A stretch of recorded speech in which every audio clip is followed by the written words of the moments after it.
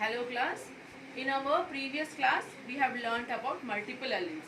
So now we understand what are alleles, what are a pair of alleles, what are traits, what are the dominant character, what are the recessive character, and how more than two alleles are recognized as multiple alleles. We have learned them in ABO blood grouping of man and skin color of rabbits. So in our today's class we will learn about the chromosomal theory of inheritance. What does this chromosomal theory of inheritance means? We know that genes are present on chromosomes and those are the units of heredity, and those units of heredity are responsible for inheritance in the offspring. So how this chromosomal theory of inheritance was given, we will learn it, and we will compare between the factors and alleles with the genes or chromosomes. What are factors, alleles? We will compare with genes on the chromosomes, and this chromosomal theory of inheritance was given by Sutton and Boveri. So let us understand what is this theory. In 1865, Mendel did his experiments. And he gave his laws. Okay, he gave the law of dominance, okay, the law of segregation and the law of independent assortment. These laws were given by Mendel. But in 1900, there were many scientists who recognized the work of Mendel. Mendel's work was unnoticed for quite a period of time because he was a mathematician as well as a biologist. So no one bothered to know about his experiments, but he gave his experiments that were recognized by 1900 by Bateson, Hugo de Vries, and all these scientists. Okay.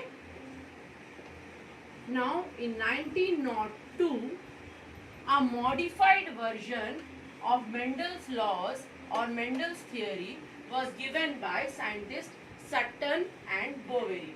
Sutton and Boveri gave the chromosomal theory of inheritance. This theory was a modified form of Mendel's laws or Mendel's theory. So in 1902, this chromosomal theory of inheritance was given by Sutton and Boveri.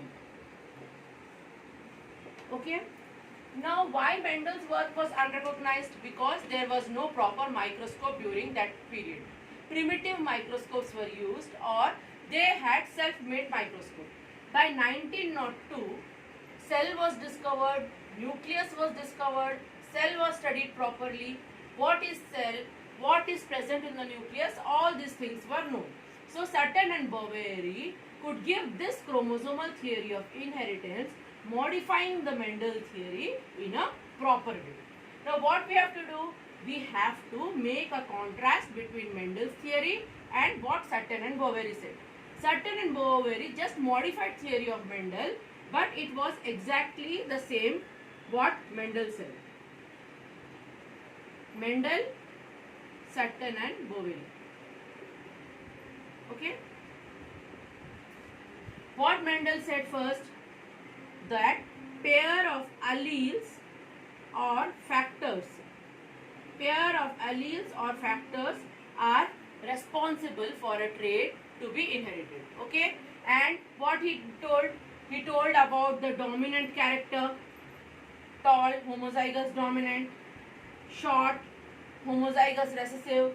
Okay. And also about the dominant form in a heterozygous manner. So he said pair of alleles are responsible for the inheritance of any kind of character. Exactly what Sutton and Boveri said. Because microscope was discovered, they knew about the nucleus. So what they said is chromosomes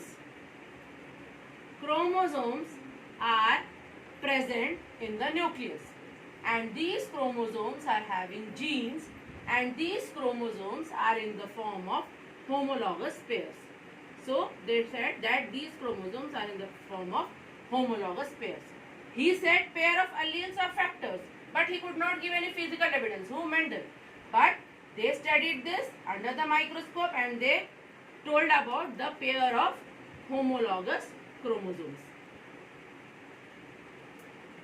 So in this there will be dominant and recessive characters which will be inherited. Exactly, Mendel also said this but could not prove it properly. Next, Mendel gave the law of segregation. In the law of segregation, what he said? The alleles will be segregating.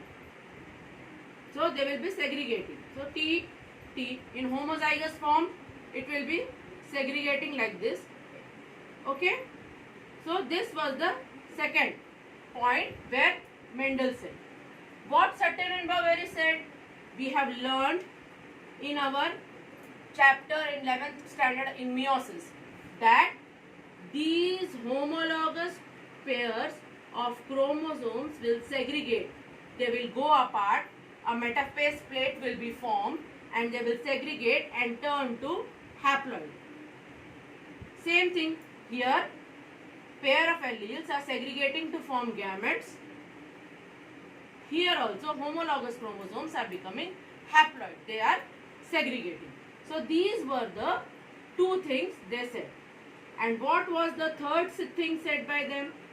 Now Mendel gave the law of independent assortment. Law of independent assortment. Here also Sutter and Boveri wanted to show how the alleles, the chromosome, homologous chromosomes which are splitting, they are responsible for different characters. Okay, he also said the same thing over here. Now the third point, Mendel gave the law of independent assortment.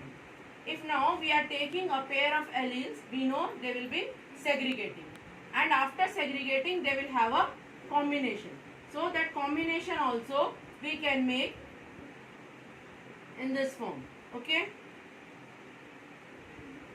we will make the combination in this form, and when we put a Punnett square, we will get the different combinations. Like this A will meet with this A to form AB.